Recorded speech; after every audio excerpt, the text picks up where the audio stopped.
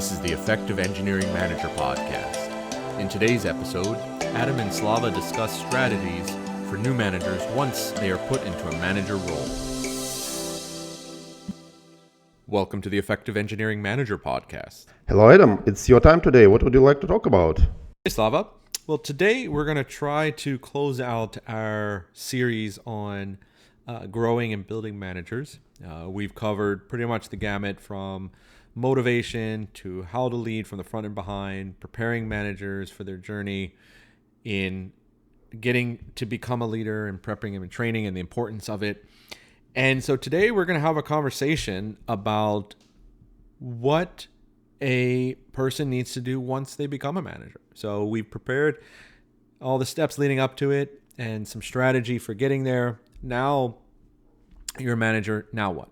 What does day one look like? What does the first 30 days look like? And so we'll get into some of those topics. What do you think? Yes, I think it's great. And I think having a good start is super important, right? It's going to define lots of things that are going to be happening after that. Absolutely. So let's get started. So whether you have gone through that 1 year preparation with your boss to prepare you for be a manager or not, because a lot of times we know in real world you may not have that and you might be coming into a new position where you have to manage and lead. So regardless of whether you've had that preparation, I think some of the things we presented in the previous episode, you can certainly take and do some of it on your own for sure. But now you're leading a team and you're tasked to lead with them. So there are certain things that have to be done up front. And let's dive in first to what the first impressions are and the first week or two. First and foremost, you're going to have to do an introduction with all your team members. Even if you know them and if you worked with them before, we still suggest having some kind of real formal introduction of you as the manager and to share a little bit of your background with them and vice versa. So in a brand new environment, obviously it's introducing yourself and where you came from and all that good stuff. In an environment where you already know these people, it can be more of a celebration. It can be more of a clear kickoff to a really new chapter for this team. It can be sharing some things about each other that, you may not have known, and maybe even sharing a little bit about how you as the manager are going to lead, providing a little bit of your philosophy, what's important, and kind of start the ball rolling on building relationships with each of those folks. And in that first week, what's very important is to start laying down your weekly one-on-ones. Put them on the calendar. We talk a lot about how important it is. Put it into practice. Put those 30-minute blocks on the calendar, recurring weekly. Identify the folks that are your direct reports. Make sure they report to you in whatever tool your team company uses to start reporting. Make sure you understand what everyone's official role is on the team.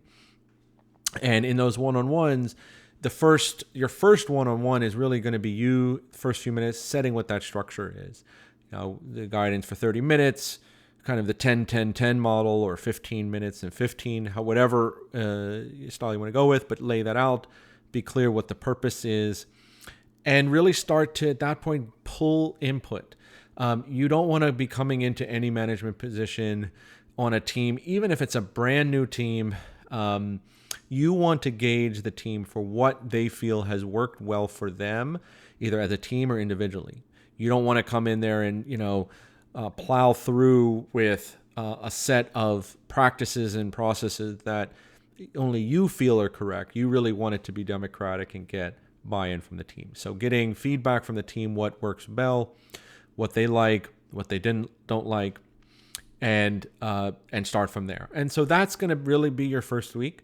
Because in addition to that, there's a lot of other responsibilities that you're going to have. You're going to certainly, and we'll talk about this a little bit more, start to build relationships. But as a manager to your team, your first priority is to start to build those channels of communication and trust, relationship through one-on-ones, and set the philosophy and goals for that team as far as how you're going to communicate and pull information in. So that's kind of a start to that. What are your thoughts, Slava? What's worked for you? Yes, I think it's a great idea to be a bit careful, just like you mentioned, because you don't want to come in and start swinging and really not paying the attention to the team. And I think my own take on this is that first one-on-ones, and most importantly, with your boss, right? They should be structured a bit differently, right? And while you're setting up the one-on-ones, you can actually tell them that the first one-on-one is going to be different, right? And I believe that it's extremely important that the first one-on-one is about the listening, right? And when you set up your first one-on-ones, when you set up one-on-ones with your boss and you have that first one-on-one, right? What I do and recommend everyone do the same, and because it works really well, is ask the same two questions, right? What works and must remain the same, and what doesn't work and must change, right? This, first of all, it shows to your boss and to your directs that A, you are ready to listen, and B, you care about good things and keeping them, and you care about things which require work, right? And when your boss provides you this input, right? This creates some sort of gives you initial direction from your boss, right? You now understand what he cares about, right? Through this listening and listening to the question of what works, what doesn't work, right? And especially it's important about what doesn't work is very important because it allows you to start focusing on things that are often a very low-hanging fruit and to demonstrate your ability to execute on your boss's asks, right? And this is the first step in building the relationship of trust, where your boss trusts you. And if he does, right, it's very important because then you're going to have much more autonomy. And if it's a good boss, they won't be looking over your shoulder because they trust you and they saw you to be able to listen and execute on their direction, right? And the same thing with your direct reports, right? Same thing if you can understand what they care about. For example, they can say, hey, the team is great, collaboration is great, everyone is helpful, for example, when which happened oftentimes with teams I joined, right? And they may bring up issues which they're never being able to bring up. It's possible that they're never being able to bring up it with their own or ex-boss, right? Maybe it's a new team completely, or maybe they had a manager and then they lost him for whatever reason, right? That does exactly the same thing with your boss, except the relationship you begin to build is with the team, right? Demonstrating, learning what works, right? So that you don't break things when you bring something in, new things, right? But at the same time focusing, and this is as a servant manager, this is the time you actually can start helping from day one, right? You understood what doesn't work, right? You don't promise something that you cannot do or won't be able to deliver, but start take a note. It's very important that you have to take notes and even share those notes with your direct reports, with your boss, right? And use that notes as some sort of a list of action items for you to start focusing, right? And you cannot fix everything in day one, right? But you need to pay attention, right? And that's what I recommend every new manager, if they're were just transitioned, their careers were transitioned, or you worked as a manager before, but you got a new team. That's what I recommend to do. Yeah, I think those are all great, and you brought up a good point there. I think, this is going to be the one time that you have in leading this team where you get one free pitch, one free swing, so to speak, where you are obviously not responsible for what was already wrong with the team, right? And if there is anything.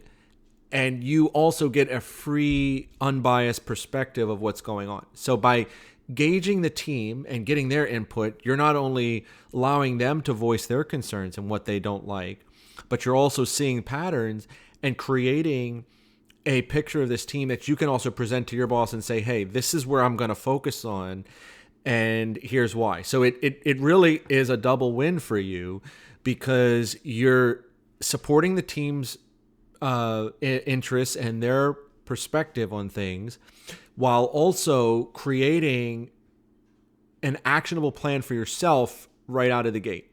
Things that you can start to emphasize, which will also impress your boss and kind of show that you got things under control. And then if you do that, I think we've talked about this before, but this concept of early victories in any kind of professional relationship like this, where you're leading a team, especially as a manager, early victories, genuine victories, and things that are done well really set you up to have good, strong first impression and open up for opportunities to grow, like you said, and the autonomy that you ultimately want. I think oftentimes people have this perspective just because they're a manager, because they're that title, they have that autonomy from day one. And you really kind of don't. I mean, if unless you've built that level of trust with your boss, you may have certain autonomy on paper, but your boss is going to pull the reins in until they can trust you as well. So this is a great opportunity to absolutely do that. 100% agree. Now, let's lead into the next thing that you can do, and that is to build a strong set of lateral relationships. So identify who are the key stakeholders to this team outside of the team and your own hierarchy. Other teams that are dependent on you, or you're dependent on them, other folks in the organization that are at your level that you will need to interface with. Oftentimes, two teams may have issues working together because there's nobody at the top of that group driving that communication. So if Team A and Team B need to get stuff done together, it's really up to their leaders to facilitate that channel and create that channel, and to set the basis for how that's going to work. So find your lateral folks that are going to help you and be your stakeholders, and they're also going to be folks that you can share ideas with, get bounce thoughts off of, or even try new things with. You may find a peer who's very receptive to trying something a new way that you think would be a great way to have a positive influence on the organization. You can do that. Also think outside just your engineering group. You're going to have to build relationships with product and IT services and potentially HR, because if you're going to be doing recruitment and hiring and firing and all that kind of stuff, you're going to need to have an established relationship with these folks. So building lateral relationships, one-on-ones with those folks as well is key. You'll want to set those up in your first couple weeks, because after that you may start to get quite busy. So that's kind of the second guidance point. What are your thoughts on like lateral relationships? Yes, I think actually it's a great idea, and I'm surprised that I didn't remember it myself. That identifying and beginning to build relationships with your partners and your horizontal structure is super important, right? And I think one of the things that we need to keep in mind, that when it comes to partners, my personal preference, and this is something that I've been doing for a very long time, is especially once you learn about them, most likely they're going to be depending on you, you're going to be depending on them. And I recommend new managers to focus on helping partners first, right? So you can either focus on your own work and your own responsibilities, or you can focus on partners. And it means that this will allow the whole team move faster in parallel, because if they depend on you, they will be unblocked by you focusing what they need from you, right? Does it mean that you have to, you're going to focus only on your partners and not going to do anything about your own responsibilities? No, of course not, right? You have to balance somehow, right? And people find balance. Let's say 80% of stuff that your team does is focused on their direct responsibilities, and let's say the remainder of 20% is a focus on helping partners, right? That's important. I think it's a good recommendation. I'm happy that you mentioned it. And overall, as we were speaking, I think what would make a lot of difference in your success, especially in the beginning, is building a self-onboarding plan, right? So essentially, I recommend sit down, right, and literally write a plan, right? Step-by-step actions you're going to take to onboard yourself successfully, right? And you may score even more points with your boss by showing that plan to him and say, hey, or her, hey, look at it, right? This is what I'm going to be doing, set up one-on-ones, talk to the team what's important, what needs fixing, set up one-on-ones with your peers, learn, code base, architectures, basically demonstrate you're going to be actively developing understanding of the org, right? Period, right? And and demonstrate how you're going to be successful because of that, right? So that's important. And I think of things. I recommend build a list of things you need to know and learn about, right? Organizational structure, right? Where things are, for example, what are the links to Confluence, to Jira, to version control system? What are the tools? Communicate how communications work. Let's say, installing on the, for example, we use Slack at work, right? And all the good stuff, right? So essentially, figure out for yourself what is that you don't have now that you have to have in order to declare successful onboarding, right? And put some timelines, right? For example, communication setup first week, week one, one-on-ones week one, and all the good stuff. That's what I recommend. Yeah, absolutely. That's a great piece of advice. I think two things. One, going back to the lateral relationships real quick. One thing I wanted to add that I forgot is, as you move up in your management career, it's going to be more and more expected that you have lateral relationships already built. To a point where it may be an impediment to you to move up if you don't already have those relationships. Because once you get into the director level and above and VP level, nobody is going to sit there and coach you on who are the people on your team and who is the other team and who do you need to talk to. I mean, obviously, if you're from outside the organization and you come in, you might have a primer on that, but you're going to be expected to start to build those relationships. You're going to need to be savvy enough to know that those are going to be people you need to rely on. And again, as you move up, once you're a director, senior director, VP, you have more control, you have more autonomy, you have more responsibility and control to make changes. And therefore, if you're in that position and your peer on the other side is also going to have that level of impact, and it's going to be necessary, not just nice, to build those relationships. So start early, and then as you move up in the organization, you're going to move up with these same folks as well. It's just like in school and all that. You're going to grow with these folks, and having those well-established relationships and showing success together is only going to help you. So I wanted to add that.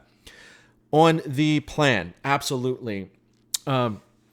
You should, going into any position, always have a 30, 60, 90 plan, which is what are you going to do in the first 30 days, first 60 days, first 90 days, right? 3 months is a good barometer to getting traction and starting to get stuff done. And like you mentioned, it's going to be very good for you to have these things in place so you have some structure so you can start making some traction. It will also send a message to the team that you know what you're doing and that you have a plan. People respect a leader who has a plan and that they're moving, that there's something clear that they're trying to do, right?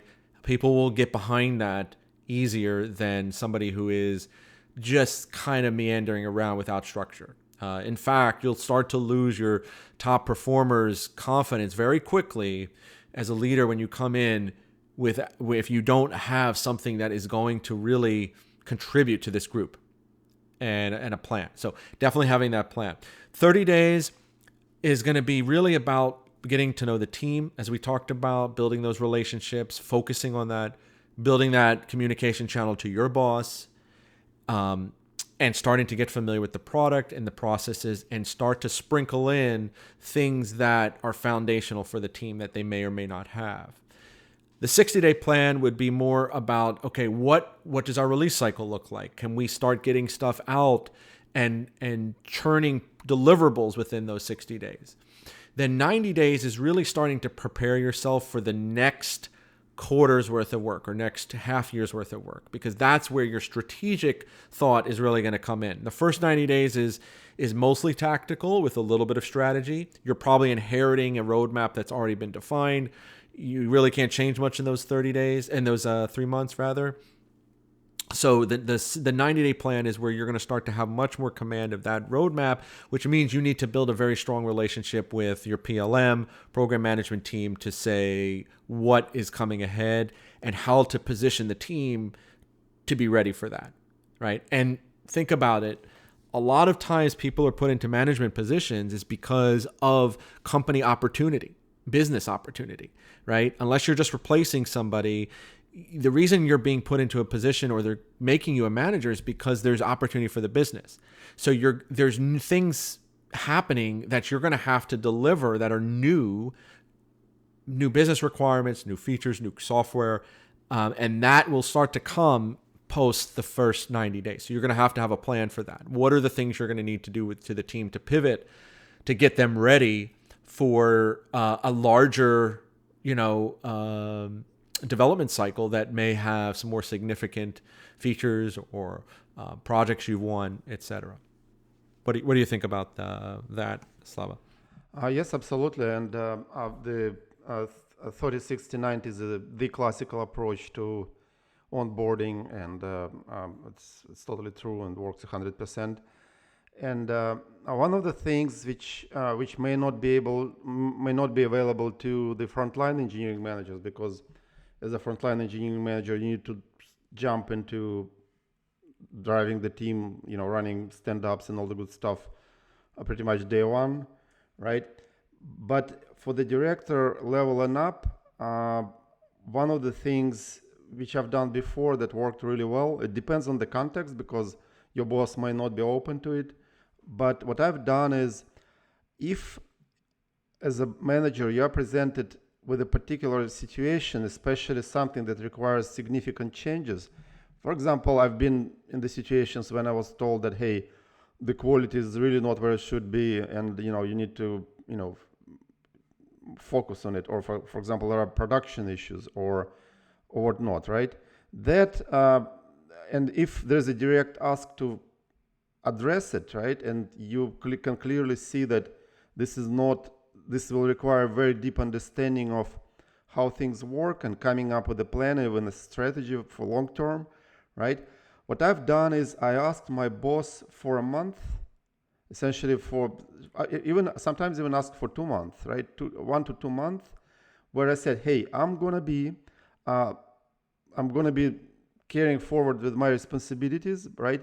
But I'm not gonna make any changes until I learn how things work. And I usually ask for that 30 to for a month or a couple of months, where my engagement with my management responsibilities is going to be much lower. I'm going to be focusing on interviewing everyone, understanding what doesn't work, maybe even doing the gap analysis that we described before in one of the podcasts, right?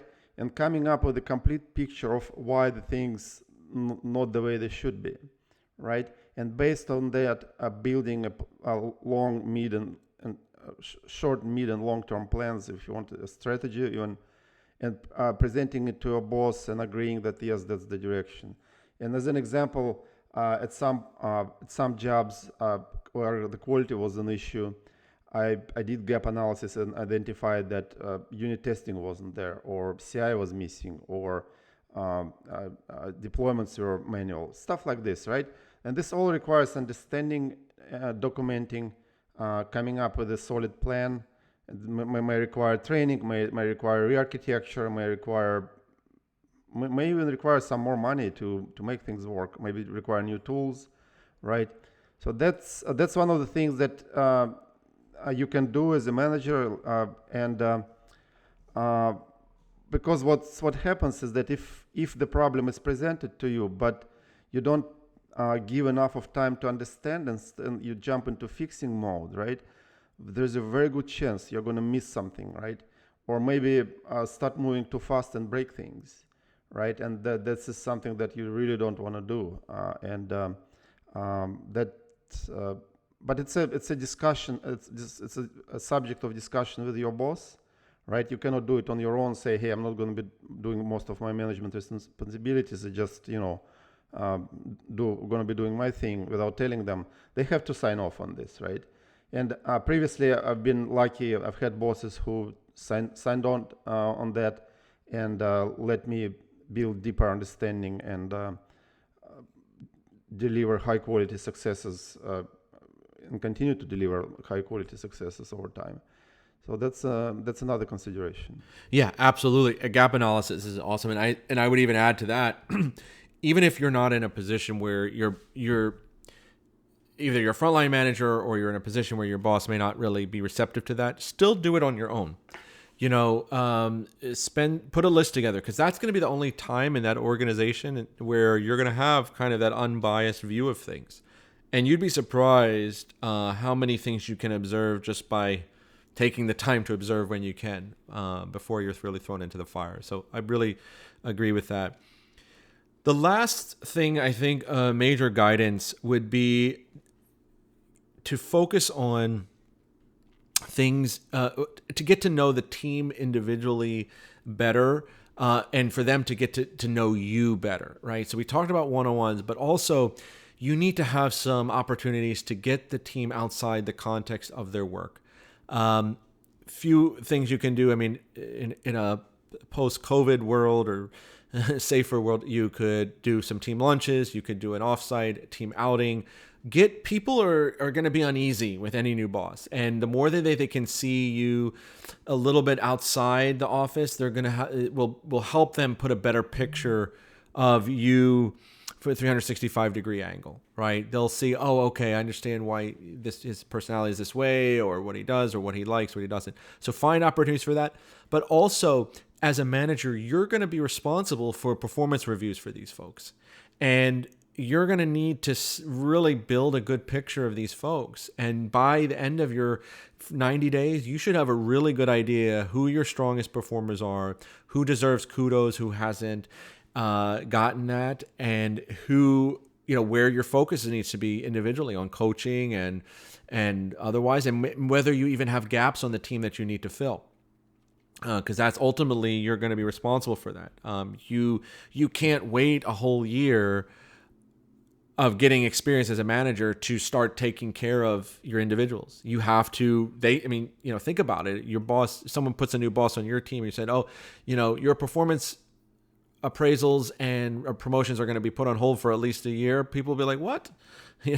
So you have to recognize that's part of the job. So you're going to need to recruit for the team and also be ready to do appraisals. So I think anything you can do to get a natural assessment of the team individually and be able to put together performance reviews whenever they may come is important within those first 90 days or so. And actually, it's a good point on understanding career development in flight, right? Because if someone is already on the track to be promoted, or their careers transition to management, sometimes even back to IC level, right? This needs to be understood, right? Because you really don't want to drop a ball on continuing to drive their development, right? And you really have to pick up and ask your boss who is on track, or who's been developed as maybe for the next level, and that needs to be totally accounted for, and you need to understand them and continue to push them forward and up, right? So number one. Number two, and one of the things we mentioned before, but I want to bring it here because we had a separate podcast separate episode on being careful with your new boss, right? And for new managers and for people on the new job, right? Maybe existing managers who started a new job, joined the new team, right? You need to be careful, and you need to learn your boss first, establish a relationship before you can be completely vulnerable in front of them, as, for example, as a part of one-on-ones, right? Do not be vulnerable until you have built trust and the relationship, and also learn the company culture, right? Learn how things work, right? Because at some companies, like we mentioned before, you'll never be able to be vulnerable, right? Because if the culture is punitive, it's quite possible that being vulnerable is going to get you into hot water, no matter what kind of relationship it is, right? So learn about that and be a bit careful. And the same with the team, right? Being vulnerable with the team, it's a great relationship building tool. But you don't want to show up and say, "Hey, you know what? I'm really, I tend to miss my 9 o'clock meetings because I sleep until 11 or something like this, right?" So they're going to be like, "Okay, here's what's going on with him," right? But it's totally okay to mention if you have a relationship with the team. So I think this needs to be accounted for. The career development in flight, and being careful with your new boss. And another thing, speaking of of performance that you brought up, one thing that I've done consistently is when I join, I try to form my own understanding of how the team is doing, right? And the easiest thing to do is to get the stats just on a very basic level, understand who is where, right? On what is normal even, right? And what I do is I check a quarter of pull requests or submissions to a version control system on an individual basis, right? Let's say if you have 20 people, right, you're going to have 20, or the whole team is 20 people, for example, with 2 or 3 managers, right? You're gonna you'd like to get a list of names and number of submissions to the version control system, and also number of user stories or bugs closed by a particular individual, right? And on top of it, if the team is tracking it, a number of user stories, user points, story points closed, right? And what you want to see is first what is the median level, right? Let's say if the team is closing individually, each of the members closes, let's say, 50 story points per quarter, for example, right? And maybe does or get let's say 60, 70 PRs approved, right? And if it's a norm, right? And what you might want to do is to you might just run stats on it, right? Using Excel. Excel totally supports building medians, and and what you're going to be looking for are outliers, especially to start with outliers in at the bottom line, where you want to see other people who are way below what's normal, right? Because this might, especially if the team is a bit bigger, let's say you have 20, 30, 50, 100 people, right? There might be people who checked out at work, right? And you need to learn about it sooner because you're going to be responsible for the output of the team. And if there are people who checked out, you better have a conversation with them, and maybe even if it's unfixable, if it's dead wood, makes HR decisions on that, right? And you're also going to be looking at outliers on the right side, the people who are who are just killing it, right? You need to learn about who those folks, build maybe stronger relationship with them, because the folks you're going to be leaning on as the work progresses, right? So you need to be aware of the folks like this who are there, and support them. Start supporting them from day one, right? Start figuring out their career goals, start figuring out their needs in terms of the technology, processes, tools, and everything else, right? So this is something that I've done before, and it works quite well. Yeah, excellent point on that. I think, in today's age of tooling and everything, especially in engineering, there's a lot of information that you can get just by looking around, going around Jira, going around your version control system, GitHub, whatever you're using. Look at, you can even go into, if you're using like Workday or whatever other platform HR uses to manage folks, you can look at previous performance reviews. You can look at, when people were last promoted or given raises. So you can put a really good perspective together for folks from the data you have. And I think that's a really piece of sound advice. So to kind of wrap up here, just to give a quick checklist to our listeners, once you've become a manager, you're now in the driver's seat. And the things that you should be doing are, number one, right out of the gate, clear introductions and putting one-on-ones on the schedule for that week with all your directs, and start to get input from them. Figure out what works, what doesn't work. Really start to build that relationship and level of trust. Start to build that communication channel with your boss, and how and start to share what your plan is. On your plan, make sure you have at least a 30, 60, 90 perspective of what you're going to do and what would be considered a victory. And make sure that whatever you're bringing in is something that you can certainly achieve in that time frame. Things you know how to do, or things you really can lean into. Don't shoot for the moon in those first 90 days. Be conservative, but be realistic. And then beyond that, build good lateral relationships with your team. Build with folks, in your organization rather. Start to understand how you can help break down any blocking things the team is facing by reaching out to your lateral counterparts. And then the last thing is, as you just mentioned, is to really figure out your team, where they're at, who are your top contributors, who is always already sort of promised some kind of growth that you're inheriting, and make sure you have that, and create space for the team to get to know you. So whether it's outings or other things that you can do, those are critically important. Well, this is good stuff, Adam. Thank you, Slava.